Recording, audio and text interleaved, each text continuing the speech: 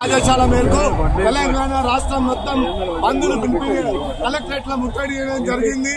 ఎందుకంటే 3 డిమాండ్ ప్రధానమైనది 42% రిజర్వేషన్లు, ప్రధానంగా చట్టబద్ధంగా రాజ్యాంగబద్ధంగా న్యాయబద్ధంగా ఎలక్షన్లకు వెళ్లాలనేది ప్రధానమైనటువంటి డిమాండ్. ఇక రెండో డిమాండ్ ఇలా అగ్రకులాలు మన రెడ్డి చాక్ అని చెప్పి ఒక 2 వ్యక్తులు వేసినటువంటి పిటిషన్ కు ఇలా రాష్ట్ర ప్రభుత్వం దాన్ని ఎదుర్కోలేకపోతుందంటే మరి ఇది రాష్ట్ర ప్రభుత్వం వైఫల్యమా, మరి మన ముఖ్యమంత్రి రేవంత్ రెడ్డి గారి అసమర్థతన ఒకసారి ఆలోచన చేయాలి. ఎందుకంటే బీసీలు 56% ఉన్నటువంటి బీసీ బిడ్డలు ఇలా రేవంత్ రెడ్డి వైపు ఎదురు చూస్తున్నారు. తెలంగాణ రోల్ మోడల్ అని చెప్పి ఒక దిక్కుంగా రాహుల్ గాంధీ ఢిల్లీలో ఒక దిక్కుంగా చెప్పుకుంటుండే రోల్ మోడల్ కాదు, ఇది చేతగాని అసమర్థత ప్రభుత్వం అనేది ప్రజలకు గుర్తింపు రావద్దని చెప్పి ప్రధానంగా వెంటనే ఇప్పుడు 40-50 మంది కోర్టులో హైకోర్టులో పిటిషన్ వేశాం. అవన్నీ కూడా వాదనలు వినాలి.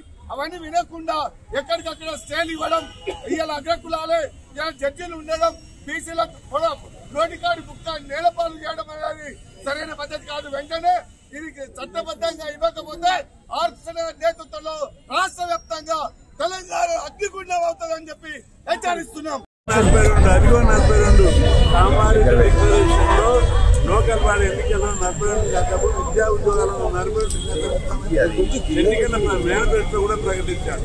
ఒక సంవత్సర కాలంలో ముఖ్యమంత్రి ఢిల్లీలో ధర్నా చేశారు. ఇక్కడ అనేక మీటింగ్లలో మేము చట్టబద్ధంగా ఇస్తామని చెప్పి ప్రామిస్ చేశారు. తీరా బీఆర్ రాయలు ఇది 22 తగ్గిస్తూ పాత పద్ధతి ప్రకారం 2 కోట్ల మంది బీసీలను అవమానపరిచారు. అందుకే ప్రభుత్వాన్ని హెచ్చరిస్తున్నారు.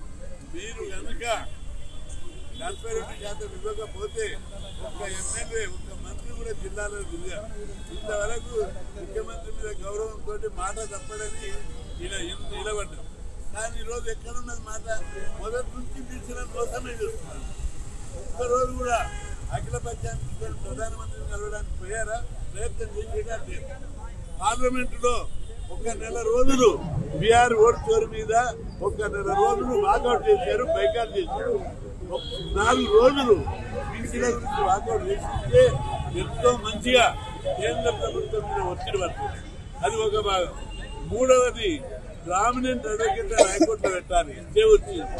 మరి ఒకవైపు స్టే ఉండగా మీరు ఎన్నికలకు ఎట్లా వద్దని చెప్పి నేను ఇంకొక మోసం, అసలు మోసం, లోకల్ బాడీ పంచాయతీ ఎన్నికలకు పార్టీ సింబల్ ఉన్నది, పార్టీ పేరు మీద 42 ఇస్తా అంటాడు.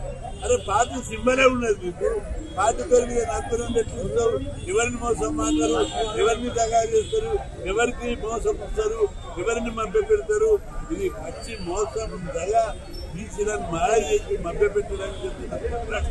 అదేవిధంగా విద్యా ఉద్యోగుల రిజర్వేషన్ మీద రాజ్యాంగాన్ని సవరించడానికి కానీ, పార్లమెంట్ లో ఇండియా కూటమి నుంచి ప్రైవేట్ బిల్లు పెట్టడం కానీ ఏమీ చేయకుండా ఇన్ని రోజులు బీఆర్ ఎన్నికల దాకా లాక్కుంటూ వచ్చి ఇప్పుడు ఎన్నికలు కాందడివి పాత పద్ధతిలో 22% అని చెప్పి బీసీల ముఖాన నీళ్లు తగ్గారు.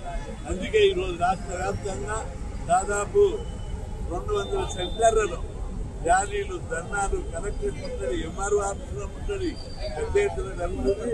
ప్రభుత్వం ఇప్పటికైనా ముఖ్యమంత్రి గారు ఎన్నికలను వాయిదా వేసి కోర్టులో కేసు అయినాక పార్లమెంట్ లో బిల్లు పెట్టే వరకు ఈ ఎన్నికలు వాయిదా వేసి వాగ్దానాన్ని నెరవేర్చాలి. లేకపోతే ఒక ఎమ్మెల్యే తిరిగాడు, ఒక మంత్రి తిరిగాడు, పెద్ద ఎత్తున మొన్న చూసారు గత నెల 18న రాష్ట్ర బంధులు పిలిపిస్తే చరిత్రాత్మకమైనటువంటి బంధు జరిగింది. అట్లాంటి బంధువులు చాలా జరుగుతాయి. ఇప్పుడు అన్ని ఈ రోజు కూడా ఇక్కడ కుల సంఘాల సమావేశం ఉంది, ఓటర్ సంఘాలు, అక్కడ అన్ని కుల సంఘాలు ప్రముఖులు అందరూ వచ్చి ఒక సమిష్టి నిర్ణయం తీసుకొని ఉద్యమాన్ని ముందుకు తీసుకుపోతామని చెప్పి ప్రభుత్వాన్ని హెచ్చరిస్తున్నాం. రెండవది 42% ఇవ్వకపోతే ఎవరు కూడా బయట తిరగలేరని చెప్పి హెచ్చరిస్తున్నాం.